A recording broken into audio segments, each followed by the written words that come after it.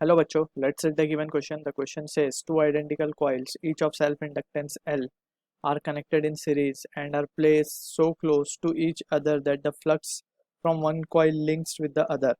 The total self-inductance of the system is option A हमें given है L, option B given है 2L, option C given है 3L, option D given है 4L.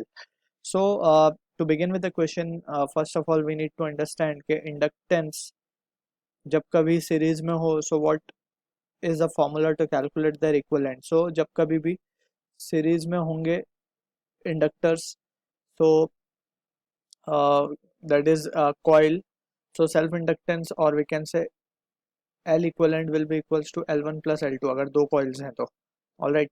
और यहाँ पे एक दूसरी चीज़ भी है मेंशनड, जैसे कि क्वेश्चन में हमसे कहा गया कि एक कॉइल का जो दो कॉइल सीरीज में और they are close to each other, so flux from one coil links with the other. जो टोटल फ्लक्स है एक कॉइल का वो दूसरे कॉइल से प्रॉपरली लिंक हो रहा है. सो यहाँ पे हमें यूज़ करना होगा coefficient of coupling that is K, और के का फॉर्मूला होता है m upon under root of L1 L2. L1 L2 are self inductance of the individual coils जो कि कनेक्टेड है. सो ये दो phenomena we will be using in the given question. So to begin with we can say यहाँ पे as mentioned के सारा का सारा फ्लक्स लिंक है एक दूसरे से दोनों कॉइल में. So the value of K comes out to be 1. All right.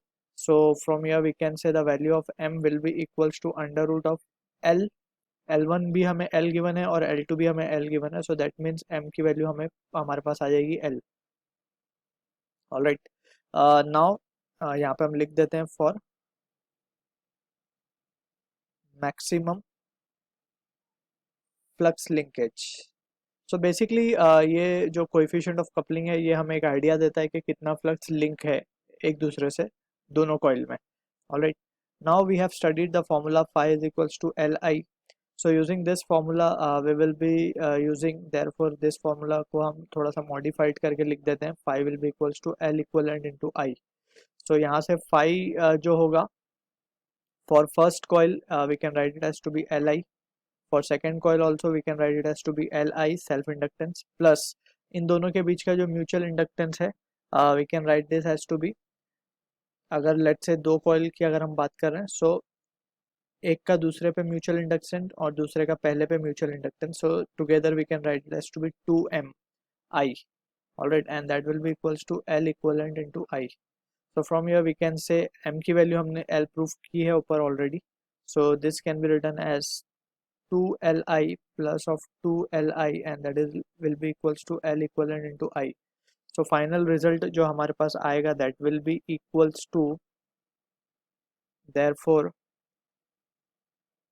4L will be equals to L equivalent. So this is the answer to the given question. जो L equivalent हमारे पास आ रहा है वो 4L है जो कि match होगा option D से. I hope you understand the solution.